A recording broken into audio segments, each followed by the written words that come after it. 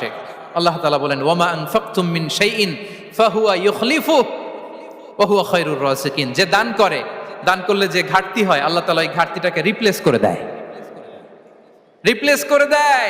বিষ্ণু ইসা ইসলাম বলেছেন মা নাকাসা মালু আবদিন মিন সাদাকা। চ্যারিটি করলে, দান করলে আল্লাহ তার সম্পদ কখনো কমায় না।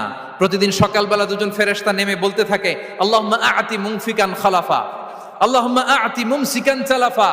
ফেরেশতা দুজন বলে আল্লাহ, যে দান করলো, দানের কারণে যে ঘাটতিটা হলো এটা তুমি মেক আপ করে দাও, এটা তোমার পক্ষ থেকে বারাকা দিয়ে রিপ্লেস করে দাও।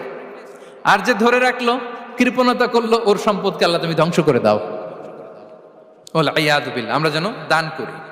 এরপরে বিষ্ণু ইসা ইসলাম বলেছেন বেশি বেশি হজ উমরা করলে, বেশি বেশি যদি কারো সাধ্য থাকে, ফিনান্সিয়াল ক্যাপাসিটি থাকে, বেশি বেশি হজ উমরা করলে তার রিজিকে বারাকা নেমে আসে। সব শেষে হচ্ছে দোয়া করা।